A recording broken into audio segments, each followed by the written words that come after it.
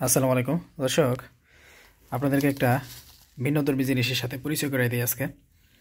তো অনেকের কাছে হয়তো এটা পরিচিত, আবার অনেকের কাছে পরিচিত না। আপনি যদি আমাদের টাঙ্গাইল জেলার মানুষের কাছে জিজ্ঞেস করেন, এটা খুব বেশি মানুষ চিনবেই না, বলতে পারবে না।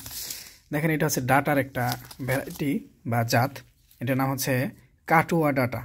এগুলো বিভিন্ন কোম্পানির বীজ থাকতে পারে বাজারে। কাটুয়া ডাটার হচ্ছে ডাটার একটা জাত আর কি। এটার বৈশিষ্ট্য হচ্ছে এটার মধ্যে অনেকগুলা ডাল হয়, ডাটাগুলো সাইজে ছোট হয় এবং এটার ফুলের দিকে সম্ভবত কাটা আসে। আমরা আমাদের বাড়ির আশেপাশে এগুলো অনেক দেখে থাকি। তো সেগুলো হয়তো কোনো সিলেক্টিভ ভ্যারাইটি না। আবার এটা যেটা দেখতেছেন, এটা একটা সিলেক্টিভ ভ্যারাইটি আর কি। এটাকে বলা হয় রাজশাহীর বাঁশপাতা আর কি। এটা এগুলো খুব বেশি নামি দামি কোম্পানি কোনো কিছু না। রাজ্জাক সিডস দেখা যাইতেছে। আমি এই কোম্পানির বীজ এই জীবনে প্রথম হাতে নিছি আর কি। তো এটা কেমন কোম্পানি এই বিষয়ে আমার আসলে ধারণা নাই, হয়তো ভালো হতে পারে। আর এই ডাটার বীজ আপনারা জানেন যে হাইব্রিড হয় না, উপসি হয়।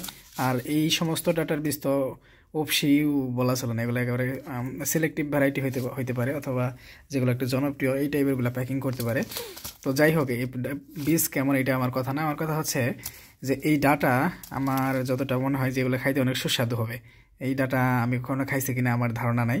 তো আমার কাস্টমার এগুলো হচ্ছে করছে, অর্ডার করছে। তো তাকে হচ্ছে এটা দিতে হবে। তো আপনাদের কারো অভিজ্ঞতা থাকলে আমাকে কমেন্ট করে জানাবেন যে কাটুয়া ডাটা খাইতে কেমন হয়, আপনাদের এলাকায় কেমন চাষ হয় এবং বাজারের চাহিদা কেমন। তো আমার কাছে যেটা মনে হয়েছে, এটার শাক খুব সুস্বাদু হবে এবং ডাটাও সুস্বাদু হবে।